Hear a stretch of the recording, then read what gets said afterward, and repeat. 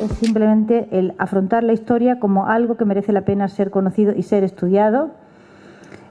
La historia como verdad, no como mi verdad, sino como la verdad, ¿no? Como decía el poeta, ¿no? Tu verdad, no, la verdad, vente conmigo a buscarla, la tuya guárdatela. La verdad es un valor en sí mismo y es, no voy a decir que nos hace libres porque eso no es cierto, pero sí que produce una cierta satisfacción íntima y quita fantasmas. En cualquier caso, quita fantasmas el saber cuál es el eje de coordenadas en el que te encuentras.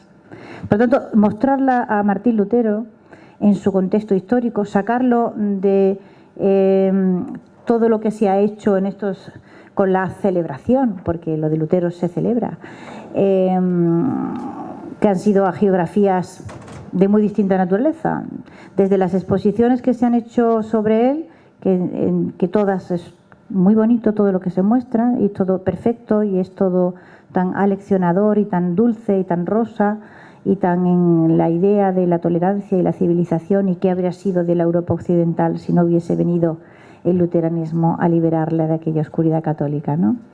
Pues esto ha sido la tónica de exposiciones, ha sido la tónica de publicaciones, pero con una excepción muy evidente, y esa excepción es el Reino Unido de la Gran Bretaña, el mundo inglés, ¿no? El mundo anglicano, los ingleses no tienen los complejos que tienen los católicos, no tienen para nada esos complejos. De manera que en esos 500 años no lo han celebrado estricto sensu, sino que se han dedicado a enseñar ese lado que aquí está de Martín Lutero y del luteranismo, que no es tan amable, ni es tan bonito, ni es tan divertido, ni es tan tolerante. Los ingleses no han tenido complejo con eso absolutamente para nada porque ellos no tienen complejos. No en este sentido, quizás tengan otros, pero en este sentido, desde luego, no tienen ninguno. Entonces ha estado muy bien la exposición que se hizo en el British Museum, enseñando, digamos, el caudal de imágenes que ese museo atesora de las que produjo Lutero en compañía de Cranach y de otros, de propaganda anticatólica, en fin, y en general anti todo. Porque Lutero tiene un lado anti muy importante. La historia, digamos, pues mencionaré algunos de los asuntos más significativos y luego ustedes, si quieren, me preguntan lo que quieran.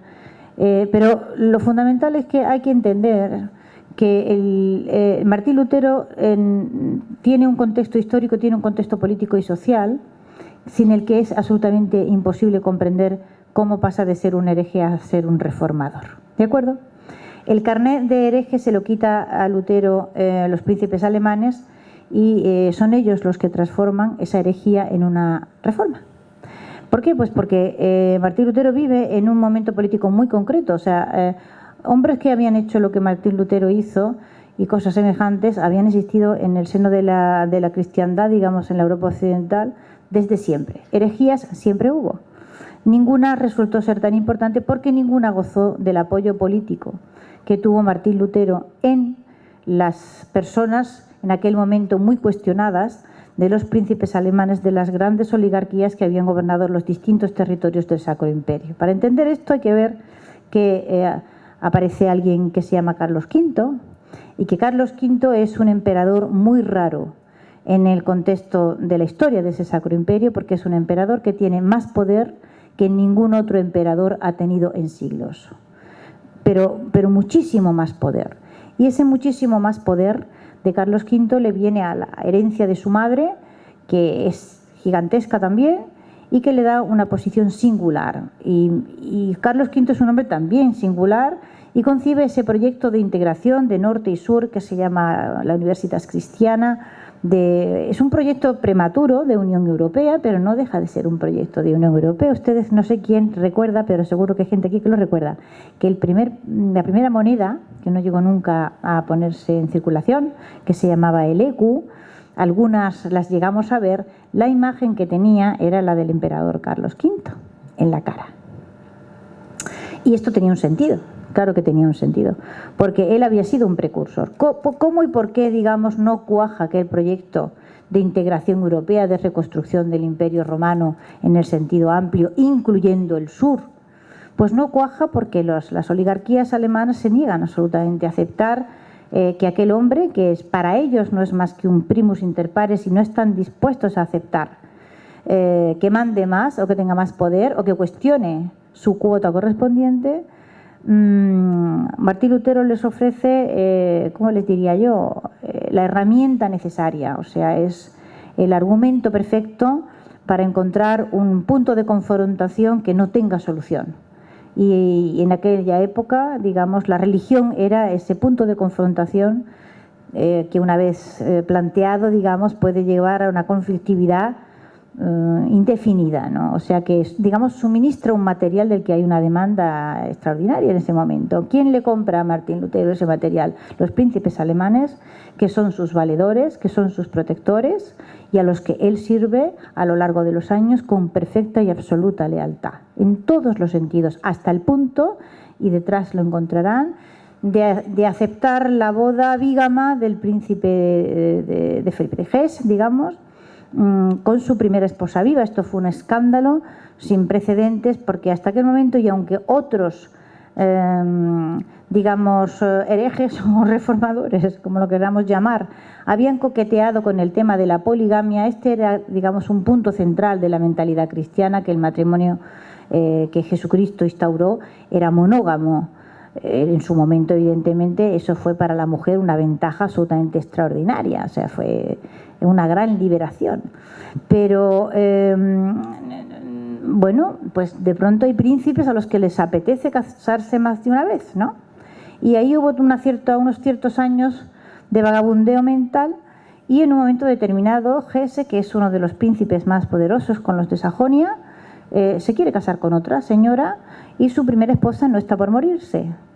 Y esta segunda señora pues no acepta, digamos, una situación de convertirse en la amante visitada, sino que quiere una legalización, y Martín Lutero le fabrica una legalización a Felipe de Hesse, ¿vale?, para que se case, y eso es algo que históricamente cualquiera le puede... O sea, fue un servidor extraordinariamente leal, proporcionó el material que los príncipes necesitaban para montarle al emperador Carlos V unas guerras de religión que luego finalmente terminaron dejando el Sacro Imperio a los pies de los caballos hasta la paz de Westfalia, ¿no?, y arrastrando a Alemania a una situación de postración histórica, de pérdida demográfica, etcétera, etcétera, de la que no pudo salir hasta el siglo XIX. Y claro, contar esto como una alegría, o como una liberación, o como una prosperidad, o como una tolerancia, pues es muy, muy necesario proceder a grandes dosis de maquillaje y de acomodación de hechos del pasado, para que nos haya quedado a todos en el cerebro que lo que ocurrió con esa herejía que se transformó en reforma fue algo bueno para muchísima gente, o que vinculado al movimiento luterano y a otros movimientos heréticos en el mismo sentido, lo que le vino a Europa fue una gran liberación. No, antes de venir la gran liberación, que vino en general para todos, lo que vino fueron conflictos que dejaron miles, cientos de miles, y yo diría que millones de muertos en la Europa occidental, que produjeron una crisis demográfica grandísima, y que, a fin de cuentas, bueno, en el caso muy concreto de los territorios del Sacro Imperio, o sea, Martín Lutero, y lejos no se puede, o sea, no se puede llevar la explicación a otro sitio, es responsable de la perpetuación del régimen feudal, o sea, los siervos de la gleba, los regímenes de servidumbre, en los territorios del Sacro Imperio, cualquiera lo puede comprobar, llegaron vivos hasta el siglo XIX.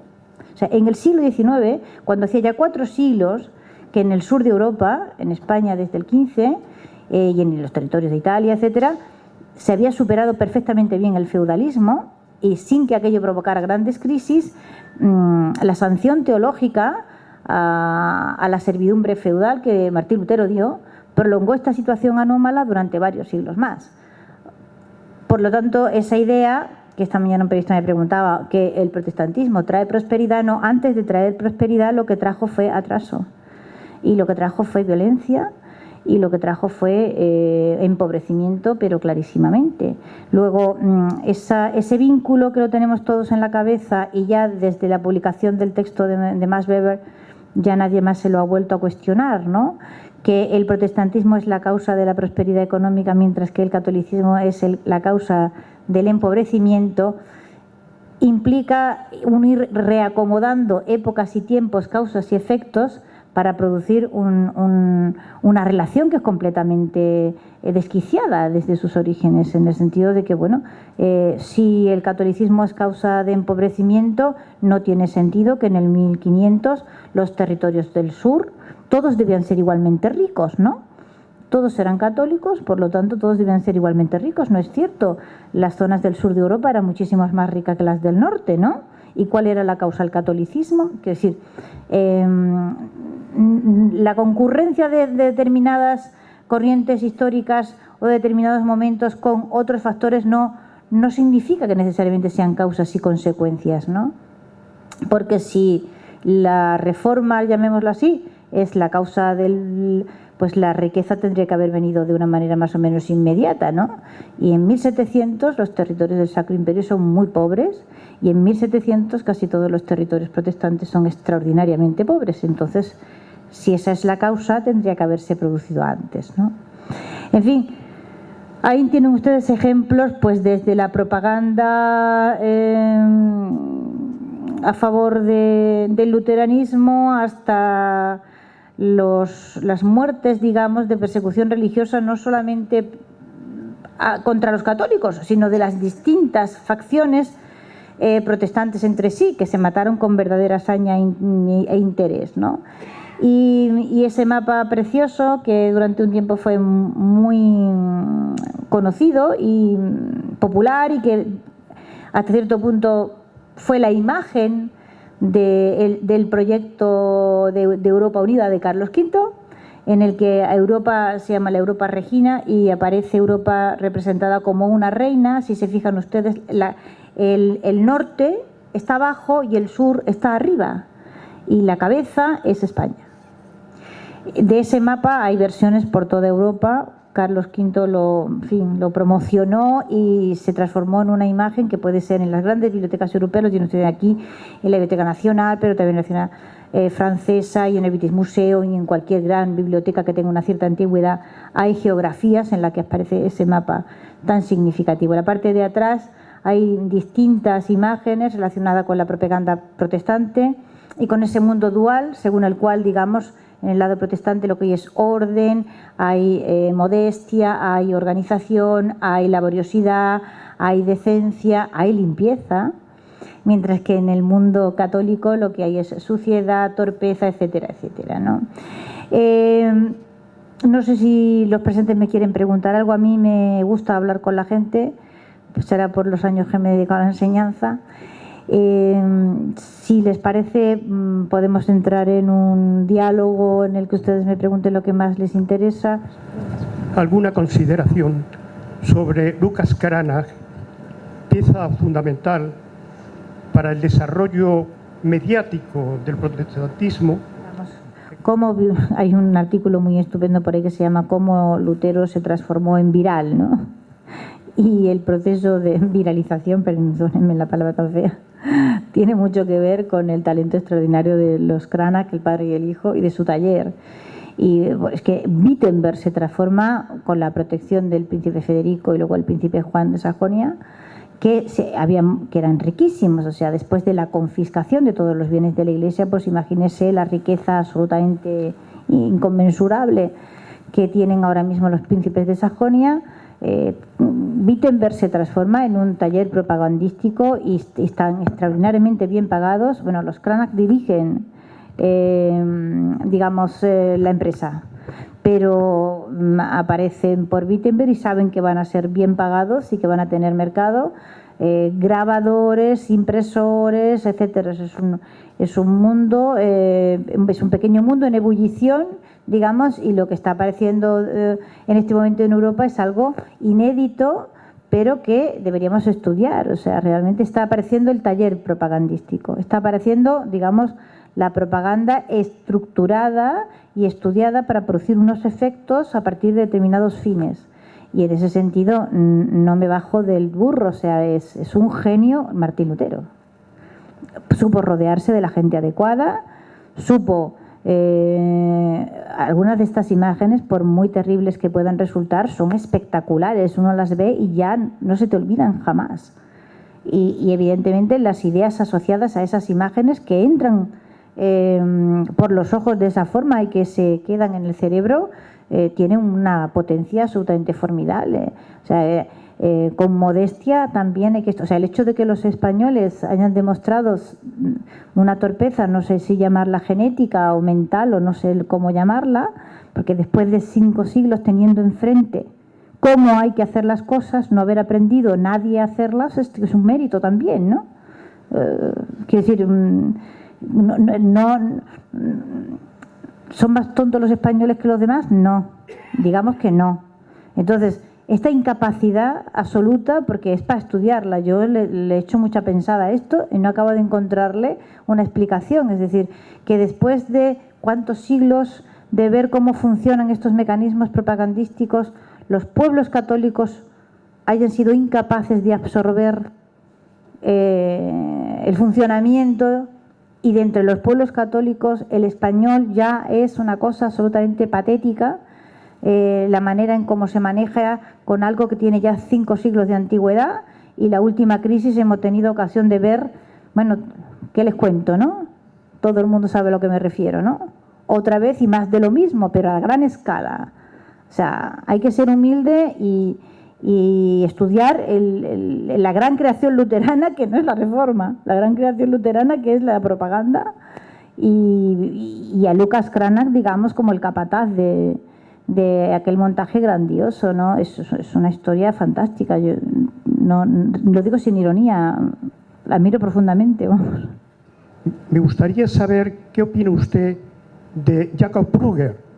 En este mundo confuso, político y religioso, el dinero juega un papel importantísimo, hasta el punto de que el propio Lutero escribe un escrito sobre la importancia del cristianismo de la nobleza alemana, y le pone realmente en malas condiciones a Brugger por su participación y por su forma de concebir la economía. Que los bandazos ideológicos no, que si las ideas que encuentra uno defendidas en un año, 6 años después o 7 años después, o sea, encontramos, pues los sacerdotes deben llevar ropas talares, pues no deben llevarlas, o hay que ser célibes y pues después no hay que ser célibes, y nos salvamos por la fe y después no nos salvamos por la fe y después otra vez nos salvamos por la fe. Y, o sea, en función del conflicto que usted necesite, pues vamos fabricando causas para el conflicto. Es decir, el problema de esto está en haber confundido, lo he dicho muchas veces, los pretextos con las causas. Si usted quiere encontrar conflicto, lo termina encontrando, ¿no? Yo no creo que Martín Lutero tuviera una idea muy clara sobre la economía, ni creo que Martín Lutero fuese más allá, digamos, de continuar al servicio de sus príncipes y en función de las necesidades de esto. Y de la misma manera que no tuvo nunca una noción muy clara de los principios legales, ¿no? Y ahí detrás tiene usted, por ejemplo, la disputa con Tomás Moro. Bueno, es muy interesante la disputa con Moro y la disputa también con Erasmo de Rotterdam, pero la de Moro a mí me interesa más, pues porque Moro era un hombre de leyes, Moro era un abogado. Y entonces realmente se siente muy preocupado de que Lutero defienda cosas como que no hacen falta las leyes civiles. O sea que, digamos, los jueces y los gobernantes inspirados por Dios pues van a actuar todo, lo van a hacer estupendamente bien. Claro, a Tomás Moro se le abren las carnes, ¿no? O sea, pero ¿cómo vamos a dejar a la inspiración divina? La ley es lo que hace a la civilización y el hombre. O sea, desde los tiempos de los romanos venimos aprendiendo cómo funcionan las leyes para que haya una cierta garantía. En la vida civil no estamos hablando de teología, además Moro lo dice, yo no voy a entrar en teología, yo voy a entrar en lo que entiendo, yo soy un hombre de leyes, soy un abogado. Y este señor está diciendo cosas como que con leer la Biblia y que los jueces te estén inspirados, pues ya es suficiente. ¿Pero qué estás diciendo? Es decir, si no hay leyes, dejamos a los pueblos entregados en manos de sus señores sin que haya posibilidad. O sea, yo tengo la sensación de que en ese momento Lutero dijo eso, pero podía haber dicho otra cosa. No sé si me explico. En función de lo que en aquel momento el mercado pudiera demandar o las necesidades de sus príncipes fuese. Yo tengo esa sensación. Pero ha comentado ahora mismo que no entiende cómo después de 5 siglos, ¿no? Los católicos, el mundo católico no ha podido aprender las técnicas del mundo protestante, ¿no? Y yo creo que es fácil. En lo tocante a propaganda. En lo tocante a propaganda. Bueno, es que el escándalo siempre es muy fácil y las armas de la destrucción son mucho más fáciles que las armas de la construcción, ¿no? Ahí tenemos a, yo que sé, Madonna escandalizando o Lady Gaga, pues hacen mucho nombre y se llevan mucha gente de calle por eso, por el escándalo que tiene un atractivo morboso siempre, ¿no? Bueno, lo que ocurre es que la realidad es la realidad. Quiero decir que cualquier tratadista militar le dirá que es privilegio del que ofende imponer las condiciones del combate. Y usted, si es atacado con armas químicas y se empeña en defenderse con espadas, pues allá usted con su espada. Ajá. ¿Vale? Entonces, podemos aceptar que moralmente es cierto, que molesta. Nos molesta a nosotros, y solo a nosotros, curioso esto. Pero hay que aceptar también que el combate es con armas químicas y que si usted va al combate con su espada va a perder. Y ya está, perdemos sonriendo, nos sonriemos los unos a los otros, que bien estamos todos sonriendo, pero perdemos o no perdemos. No sé si usted, cuál será su pensamiento, si verdaderamente piensa que ha habido una contraofensiva de la Iglesia protestantizándose en cierto modo, acercándose totalmente al mundo protestante, y al final la crisis es evidente, es decir, que desaparece.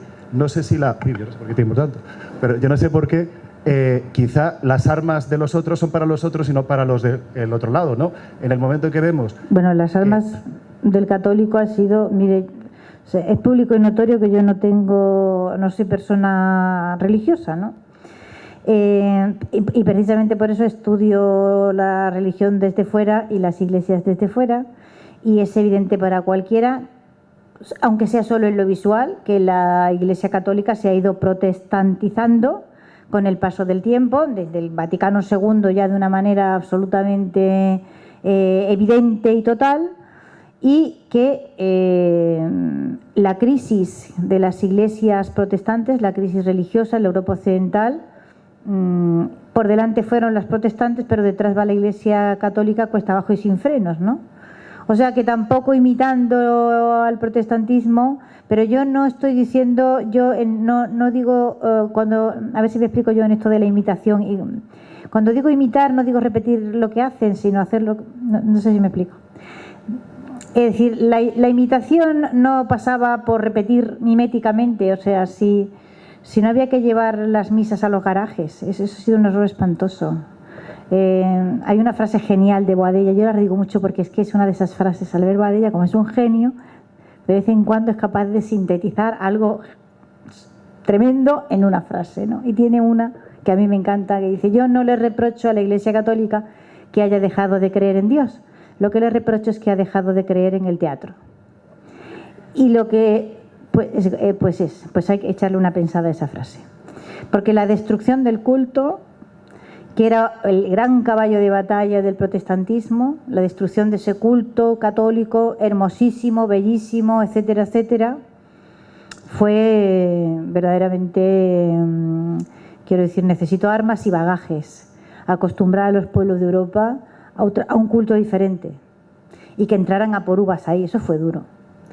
Y que el Concilio Vaticano II después procediese él solo a esa destrucción, ya sin necesidad ni siquiera de invitación, pues es una... Pero yo creo que las cosas son síntomas más que causas. Yo creo que el Concilio Vaticano II no es la causa, yo creo que el Concilio Vaticano II es la consecuencia de andar con la moral tan baja como han andado los pueblos católicos más y más desde el siglo XVIII y desde el siglo XIX. Y entonces hay un momento en que cuesta abajo y sin frenos, pues estás dispuesto a cualquier cosa con tal de parecerte a los buenos, porque está claro que tú no eres de los buenos.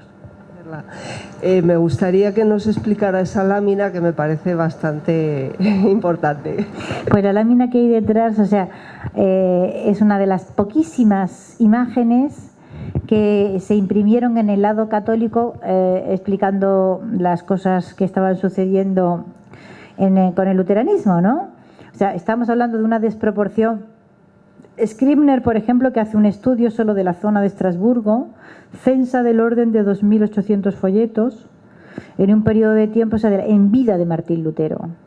Bueno, pues, o sea, estamos en Estrasburgo, zona de Estrasburgo. Pues usted proyecte eso por todo el territorio donde hubo publicación de hojas volanderas, folletos, coplillas, en fin, de todo, porque realmente el pack, digamos, de propaganda era muy, muy completo. Incluía desde obrillas de teatro muy simples que se hacían en las plazas, hojas volanderas con 4 versitos abajo, extremadamente infamantes, pero muy, muy fáciles.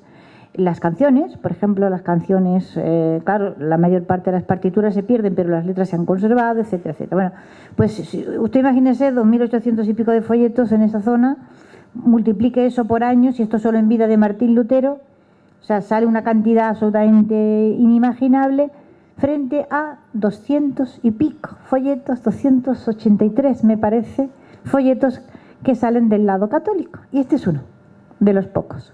Y es casi el más virulento y el más ofensivo.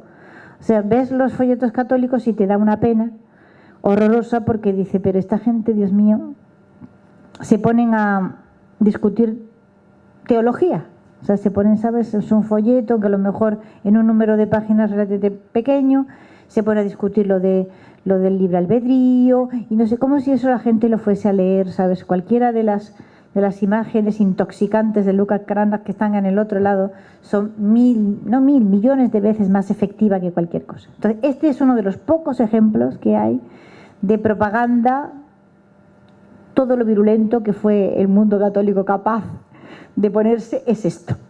Cuando vean lo que tienen al otro lado de atrás, pues ya se hacen ustedes unas ideas de la diferencia de potencial, digámoslo así, ¿no? O sea, lo que representa es a Martín Lutero arrastrando los bienes de la Iglesia, ¿vale?, en una carretilla, y detrás va su mujer, que fue monja, Catalina de Bora, con el perrillo.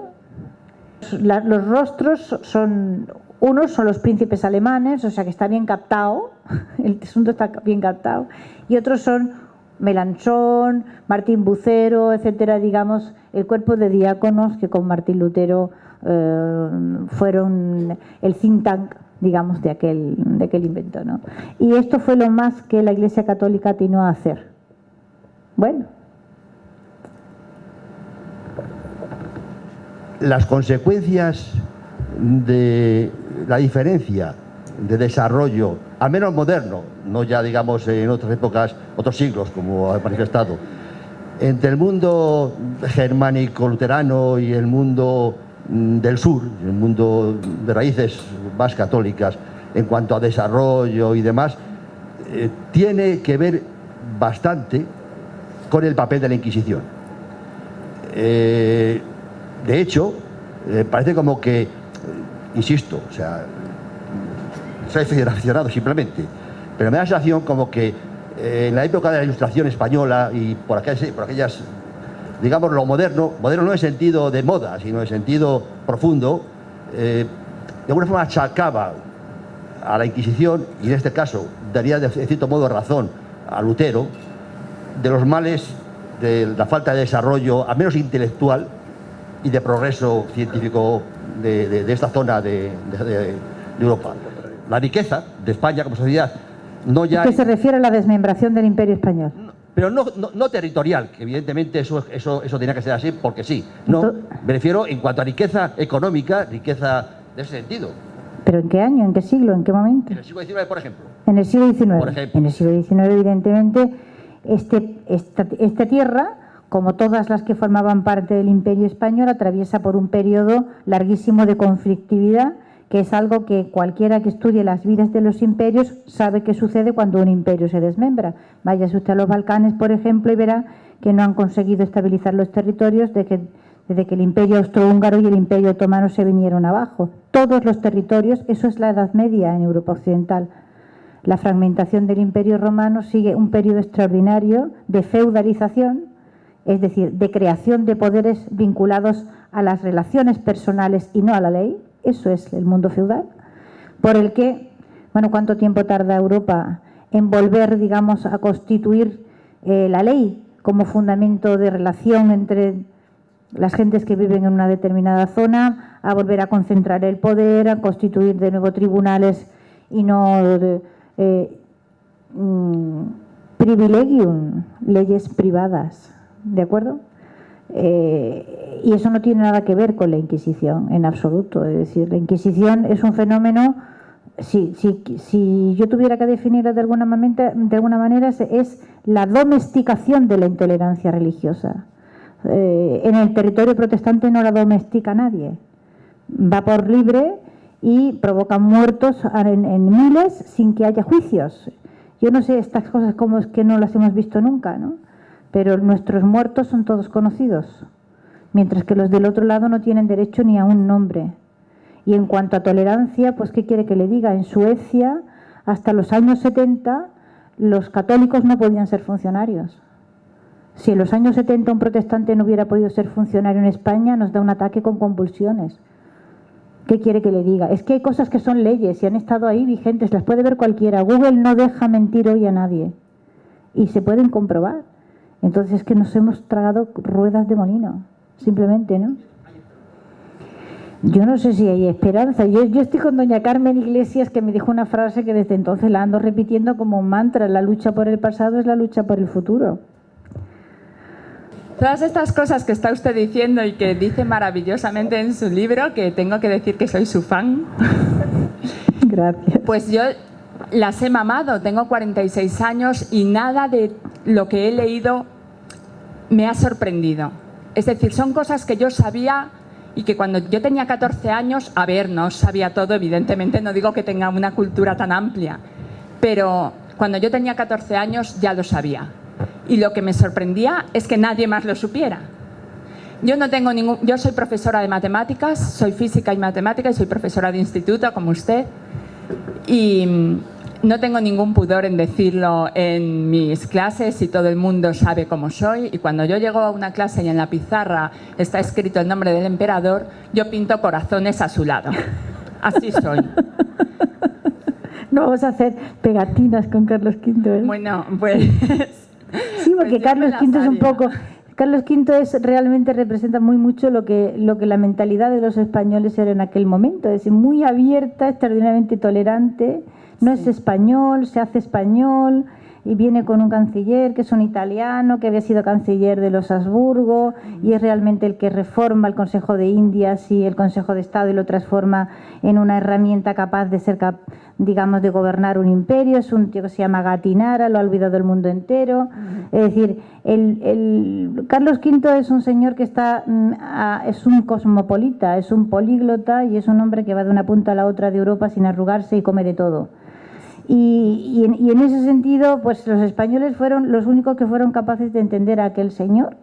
Y entonces, que un español del siglo XVI, que es probablemente el hombre con la cabeza más despejada, abierta, tolerante, que te podías encontrar en aquel tiempo, haya pasado a ser como una especie de mala bestia oscurantista, pues es una cosa verdaderamente... o sea, la literatura del siglo de oro español no es por casualidad, ¿no?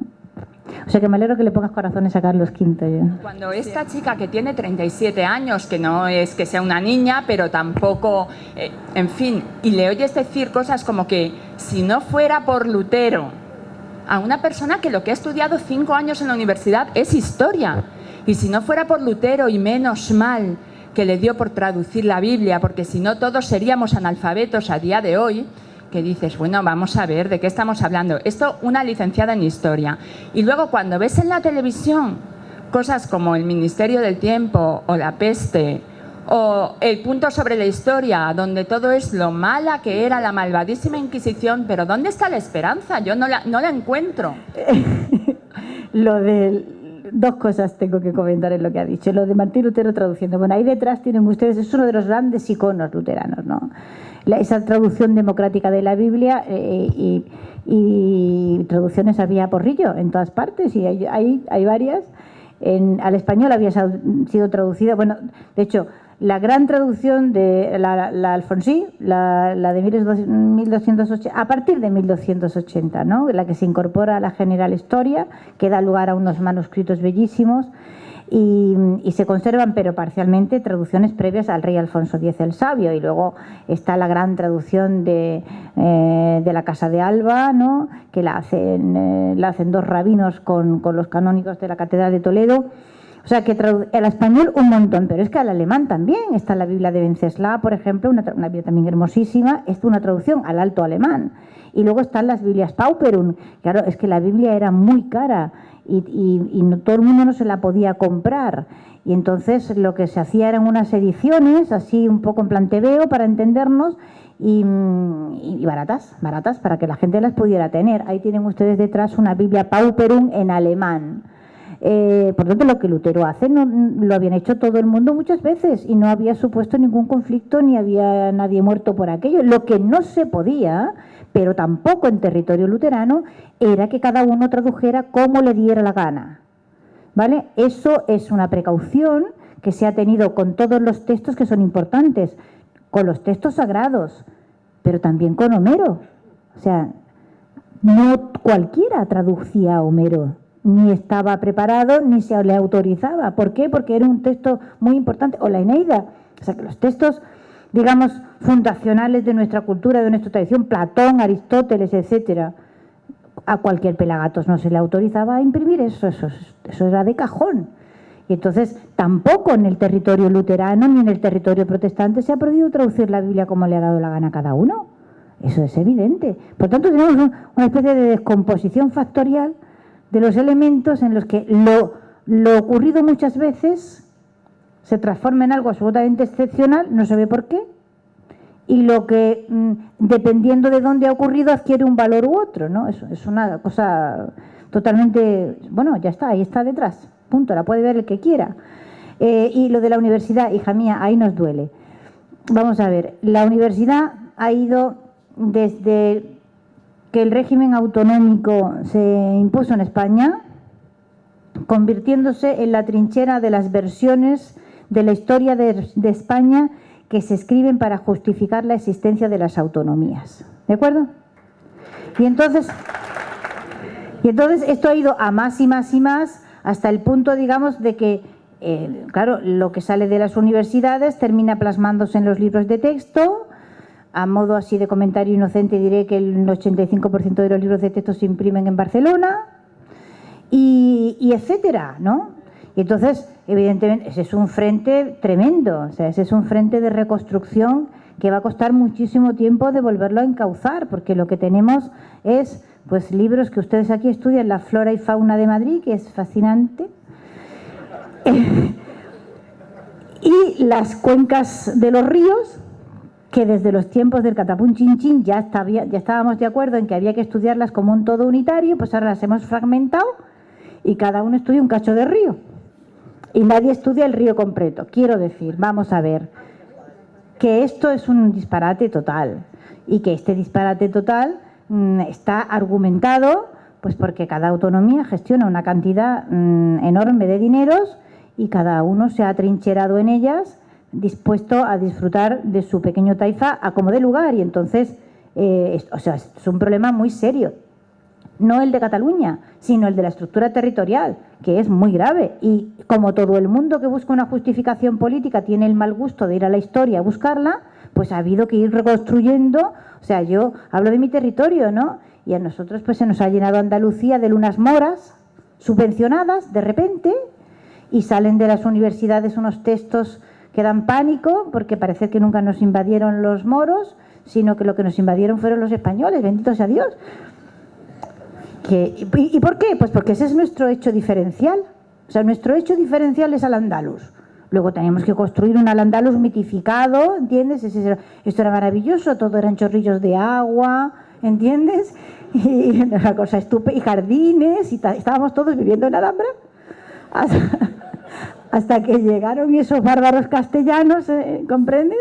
Y se acabó la diversión. ¿Qué vamos a hacer? En fin, esto hay que echarle sentido del humor, porque como no nos riamos, sucumbimos a la desesperación. Y eso, amiga mía, no. La desesperación es mala consejera. Ahora mismo, digamos, como los movimientos, esto que estudia la teoría del caos, ¿no? Que empiezan las espirales a funcionar. Bueno, esto hay que dejarle su tiempo de fermentación, y hay que el español es lento de reacciones, ¿vale? pero demuestra una capacidad de resistencia absolutamente fenomenal. O sea que esto tardaremos, pero no hay que no cunda el pánico para nada, porque entre otras cosas, si tú decías, no, es que no hacemos ninguno nada, no, hacemos todo, porque esto es, digamos, ¿qué es lo que ha impedido que haya habido males mayores, considerando que tenemos una clase política que en general, ¿vale?, vive en una realidad paralela? Pues esa especie de cuerpo de resistencia. O sea, en Cataluña no ha pasado nada más serio, precisamente a base de esa gente a la que no se ve y que no hace más que el Facebook y el WhatsApp y no sé qué. Bueno, pero ahí están ahí. Intenta atravesarlos y te das cuenta de que no son tan fáciles de atravesar, a pesar de que parecen invisibles. Es un arte eso, ¿eh? No lo tienen los luteranos.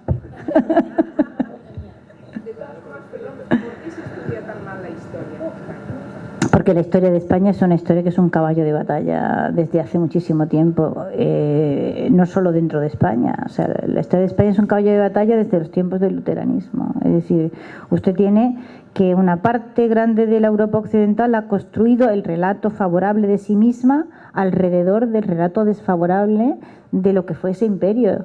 O sea, usted es un pilar ahora mismo en la autoestima de los ingleses, aunque no lo sepa. Nadie va a hacer, yo no hago más que decirlo, por favor, que alguien haga, porque no me da tiempo a todo, una tesis doctoral sobre la hispanofobia en los libros de texto. Entonces usted se encuentra cosas absolutamente fantásticas en los libros de texto, no los españoles, eso por supuesto, pero los ingleses, por ejemplo. En el libro de cuarto, con 9 años, de cuarto y primaria, en un libro, digamos, que es algo así como ¿cómo se llama esto? En cerca del medio, conocimiento del medio, en una asignatura que es parecida al conocimiento del medio, que es como una ensaladilla donde hay geografía, historia y todo ahí mezclado, en naturaleza. Bueno, pues en ese libro de conocimiento del medio, entre la explicación de los climas y la diferencia que hay entre el espacio habitado y deshabitado, la ciudad, el campo y el campo cultivado o no cultivado, en medio está la invencible. ¿Qué quiere que le diga? Y las 2 páginas, dos páginas estupendas. Es uno de los libros más populares que más se venden para cuarto de primaria. No dice ni una sola verdad. Ni una. Y claro, como ocurrió con eso, hay un editorial del Times que es genial, cuando Geoffrey Parker publicó su trabajo sobre la Gran Armada, y el editorial del Times salió después de la presentación del libro, y era muy sincero, me encantó, ¿no? Está fenomenal, porque dice, nos da exactamente igual lo que diga Parker. O sea, para los ingleses no importa absolutamente nada cuál fuese la verdad de lo que allí ocurrió. Lo importante es lo que mentalmente nosotros hemos hecho con eso. Más razón que un santo.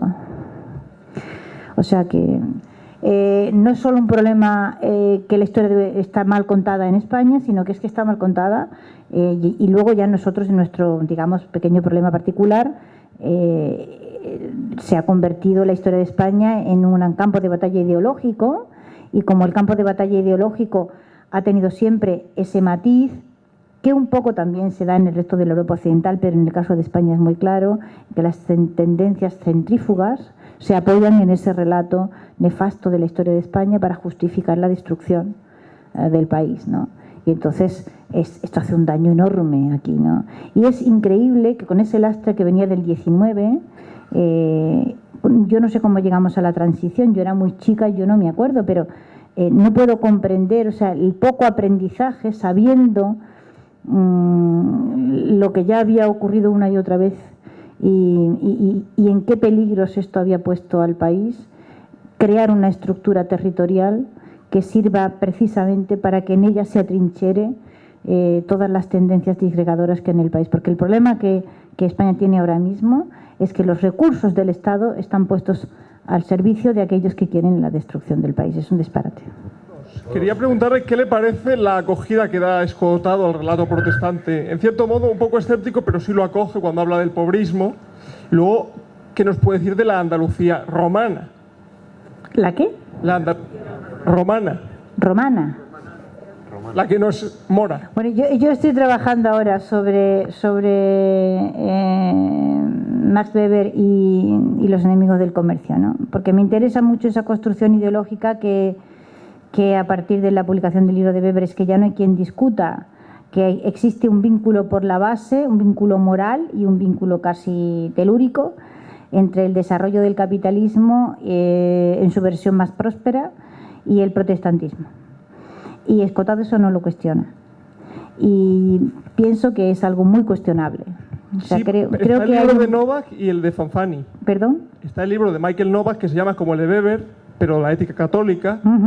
Y luego el de Fanfani, el catolicismo en la génesis del capitalismo. Sí, pero verá usted, hay varias... Es que esto es muy difícil de explicar aquí en este contexto. Hay un problema que tiene que ver con el desarrollo económico y las teorías económicas que acompañan a esos desarrollos económicos. Esas son dos cosas completamente distintas. Si usted las confunde, termina embrollando unas cosas con las otras. Pero claro, teorías económicas tendrá cualquiera las que tenga, pero el desenvolvimiento económico que en cada territorio o en cada época se produce, eso es otra cosa completamente distinta, ¿no? Y entonces, usted no puede pensar que donde hay teorías liberales, lo que se desarrolla es una política liberal, ¿no? Usted tendrá que ver la política económica que se sigue en esos sitios y ver cómo funciona en cada caso. Y luego está, o sea, ay, qué difícil es esto, vamos a ver. Las palabras son peligrosas, ¿vale? Las carga el diablo, son herramientas letales, pero absolutamente letales, ¿no?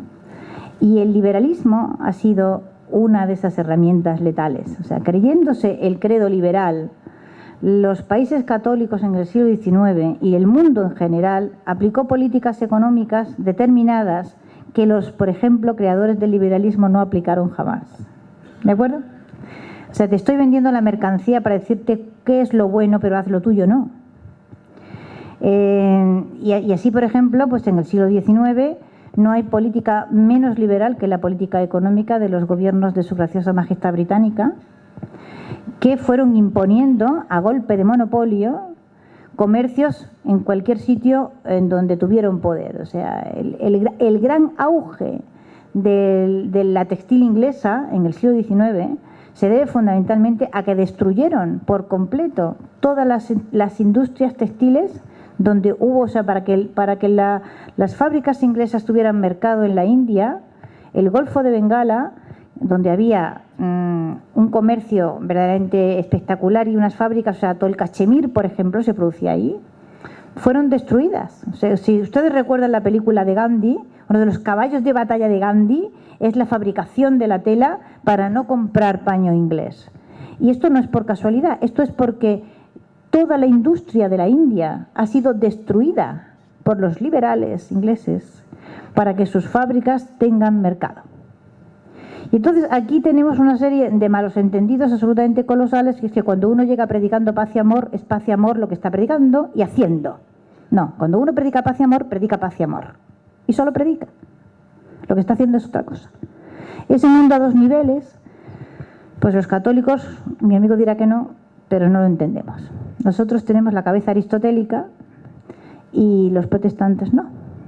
Y esa disyunción entre res y verba, los filósofos que aquí me escuchan me entienden bien, entre las cosas y las palabras, es algo que a los católicos los ha desorientado de una manera extraordinaria a lo largo de... Y yo creo que es una de las razones profundas por las cuales realmente las culturas católicas se han defendido muy, muy mal en este contexto, ¿no? Eso es un problema, realmente hacen falta 300 páginas para explicar esto, es muy difícil hacerlo así, ¿no? Bueno, pues quiero yo terminar agradeciéndole al alcalde de Alcobendas que haya venido. Creo que antes no me escuchó y bueno, no quería dejar de pasar la ocasión para decirle que verdaderamente es muy valiente que se haya atrevido a colgar estas imágenes aquí, su ayuntamiento, y le estoy muy agradecida, ¿verdad? Sí, pero de los de verdad, no los de boquilla. Muy bien, muchísimas gracias a todos por su asistencia. ¿Me tienes que...?